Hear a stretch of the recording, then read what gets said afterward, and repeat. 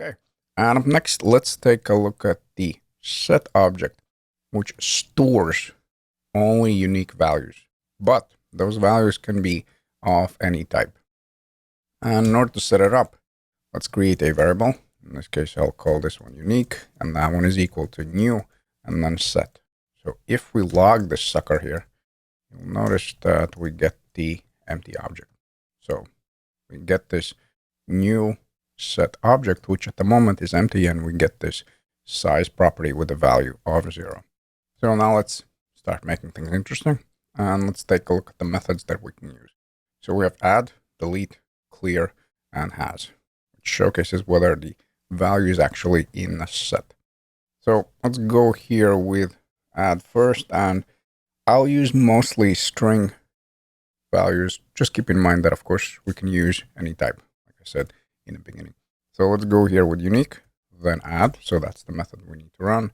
And then I'll just copy and paste first. Let's say 4 or 5 times. But what you'll notice is that only one value of first is stored. So that's the cool thing about set, where again, we store only unique values, but they can be any type. So let's say if I change this around, and if I go with second here, as well as third here, now we have first, second, and third. But again, these two are ignored. And just to showcase that it's going to work with any type, I'll change the last one here 4. So now this one is stored, and I'll also showcase that, of course, we can store the value in the variable and then pass it in. So let's say const random is going to be equal to this guy. So let me take the third one, set it up as a value, and then we'll pass here the random. And as you can see, our value did not change. Now, we also have a method to delete. So let's keep on moving. I'll leave this console log all the way in the bottom so we can clearly see the results. And let's go here with const result is equal to, and I'm purposely assigning this to some kind of variable because you'll see what we're getting back. So we'll go here with unique, then delete, and then we need to look for that particular property. So in my case, that is going to be third. Now, if I log, and if the value is actually in the set, then the result will be true. And now notice how we removed the third one. However, if we select both of these, copy and paste, I'll leave this one for your reference. And then if we change this around, let's say 5, the result actually will be false. So this one returns either true or false, and it's based on whether the item is in the actual set. Then we also have has, which just tells us whether the item is in the set. So let's keep on moving. I'll create a new one. Const is value, and that one will be equal to unique, then dot, and then has method. And in this case, I'll go with 4. And again, same deal. It returns true or false, and you can probably already guess that it is based on whether the item is in the set or it's not. So let me comment this one out so it's not in the way, and we can see that it's true because we do have the item here with the value of number 4. Now, there are also iterators that we can use.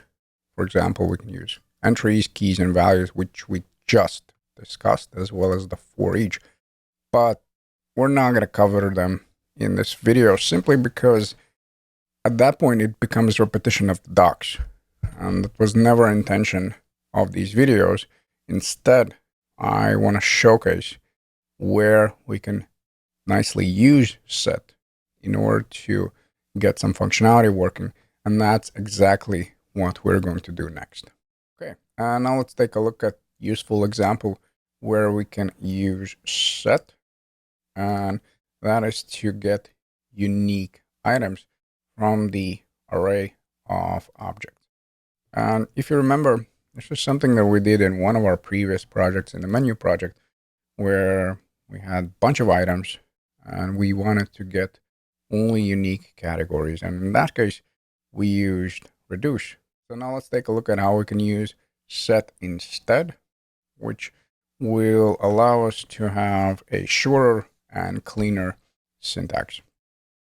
And essentially it stems from the fact that when it comes to set, we're not limited to only passing the items using the add method.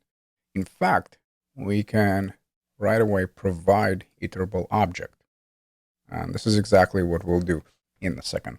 So let's imagine the scenario where I have products array. Each item is an object. And in there I have two properties. I have title property as well as the company property. You'll notice that I have 3 unique items and I have 1 repeating. So let's say if I want to get, again, array of only the unique items, how we would do that? Well, first, we'll have to use the map method to iterate over and get only the company. And then we'll utilize a set. So let me collapse this one. Hopefully it is clear what's happening. And let's go with const here, companies. That will be my variable name. Then we go with products.map. And then, like I said, let's iterate over. In this case, I'll use the arrow function. Unlike the project, if you remember in here, we're still using the good old function keyword. And now let's access each and every item. And I'll say that it is an item. And since I know that the property in that object is company, I'll say that as I'm iterating, just return company from this iteration. So now in the companies, I should have an array with just these items. Now, still going to be repeating, but at least we're getting somewhere. So notice, now I'm only getting the company. All right. So what's the next step? Well, now let's finally utilize the set, where I'm going to go with const, and let's call this unique, and then companies. And that will be equal to new set. And now let's pass in that iterable object, which in our case is what? It's our companies array. Yep, that's correct. And now if we take a look at the unique companies, what you'll see is that we have our set. So let me scroll up over here, comment this one out, and we'll see in the console that we have only the unique one. So right away, set took care of that. So we didn't need to set up the reduce in order to achieve that functionality. Now your next question probably is, okay, but how we can turn this one into array? Because having set is awesome, but I mean, most likely, if we want to display them, it would be useful if we could actually turn this into array. And the way we can do that, we can actually run the spread operator. So let me go here with const, and I'll call this final companies. And that one will be equal to square bracket, then dot, dot, dot. So now I'm using the spread operator. And now let's pass in the unique company. What we'll see again in the console that this one will be turned into array. So let me comment this one out. And then let's go with final and then companies. And check it out. Now we have only the unique companies and they're stored in the array. And if, for example, you want to add all option, which is also something that you will use when you set up the filters, well, you can either pass it here and it's going to be added, or if you want, you can set it up in the beginning of the array. So before we use the spread operator, let's just set up our all and then comma, and we'll be good to go. So now we have unique companies plus the option of all. And now let me showcase how we can actually set this one up using one-liner. So let me go here and uncomment these ones for now. Then I'll select them and then I'll comment all of them out. And now let's set up the same functionality only in one line. So let's go here with const and then a result.